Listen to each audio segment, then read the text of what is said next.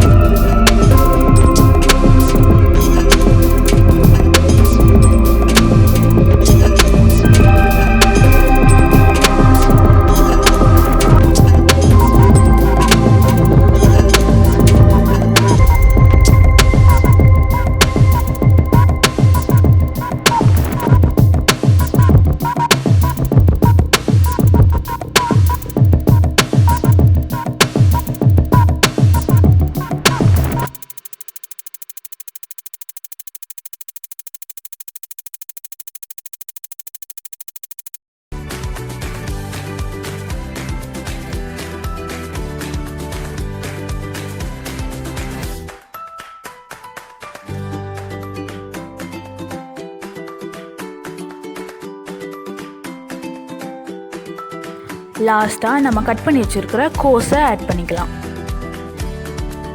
எல்லாம் ஆட் பண்ணதுக்கப்புறமா அது ஒரு 3 நிமிஷம் வதங்கினா போதும். நீங்கள் இதில் பீன்ஸ் அப்புறம் கேப்சிகம் அது கூட ஆட் பண்ணிக்கலாம்.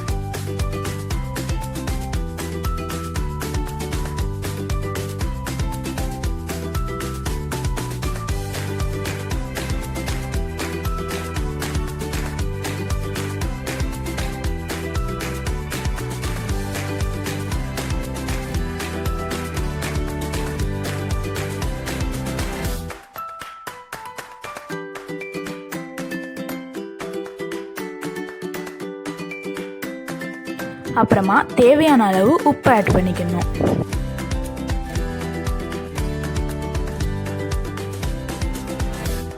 அதுக்கப்புறமா இதில் நான் 3 ஸ்பூன் டொமேட்டோ சாஸ் ஆட் பண்ணியிருக்கேன். அப்படி உங்களுக்கு சாஸ் வேண்டான்னா நீங்கள் ஒரு 1/2 ஸ்பூன் கரம் மசாலா அப்புறம் ஒரு 1/2 ஸ்பூன் சில்லி பவுடர் ஆட் பண்ணிக்கலாம்.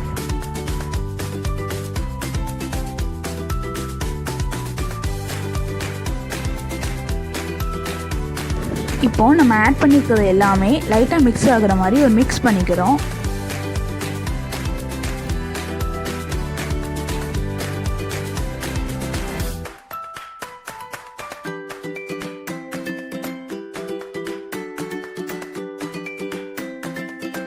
எல்லாம் ஆட் பண்ணதுக்கப்புறமா அது ஒரு 3 நிமிஷம் வதங்கினா போதும். இப்போ உள்ளே வைக்கிற ஸ்டஃபிங் ரெடி ஆயிடுச்சு. நம்ம அடுப்பை ஆஃப் பண்ணிடலாம். இப்போ நம்ம ஊற வச்சிருக்கிற மாவை குட்டி குட்டி ரவுண்டாக உருட்டிக்கிறோம்.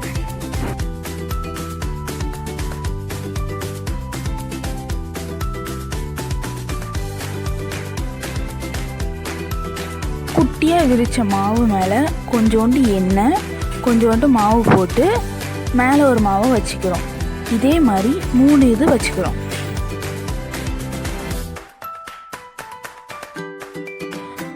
நம்ம எண்ணெயும் மாவும் சேர்க்கறதுனால இது வெந்ததுக்கப்புறம் பிரிஞ்சு வந்துடும்.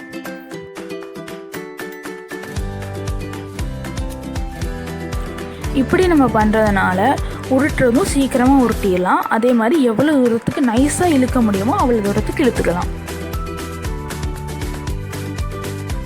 ஒன்று மேலே ஒன்று வச்சு அடுக்குனதுக்கப்புறம் அதை எவ்வளோத்துக்கு நல்லா விரிக்க முடியுமோ அவ்வளோத்துக்கு விரிச்சிக்கணும்.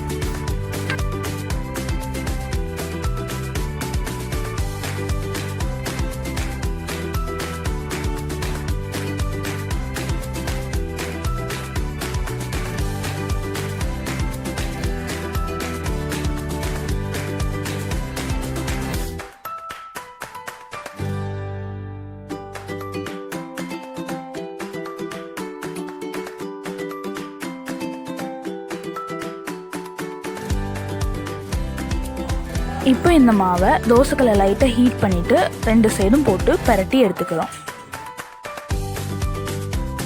2 சைடும் 30 செகண்ட்ஸ் போட்டு எடுத்தால் போதும்.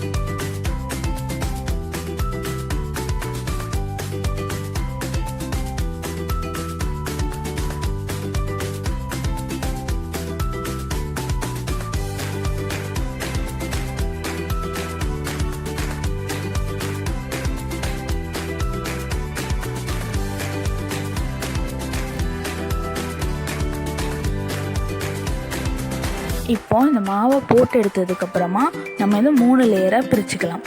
பொறுமையாக பிரித்தா அந்த 3 லேயரும் தனித்தனியாக வந்துடும்.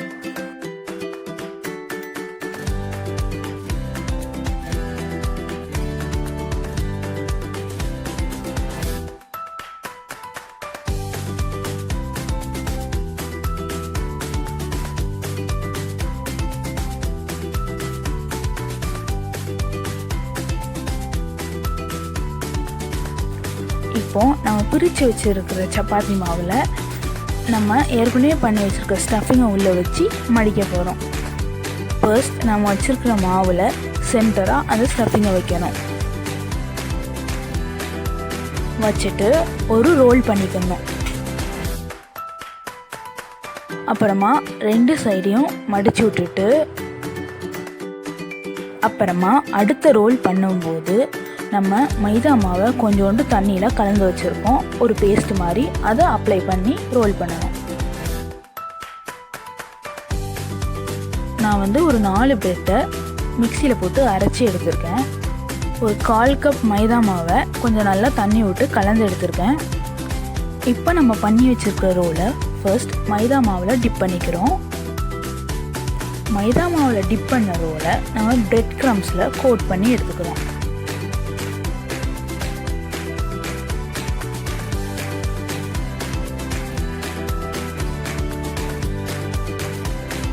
ரோல்ஸ் பொரிக்கிறதுக்கு ரெடி ஆயிடுச்சு. நல்லா டீப் ஃப்ரை பண்ணுற அளவுக்கு எண்ணெயை மிதமான சூட்டில் வச்சு நம்ம பொரிச்சு எடுத்துக்கலாம். கோல்டன் ப்ரௌன் கலர் வர்ற வரைக்கும் பொரிச்சு எடுத்தால் போதும்.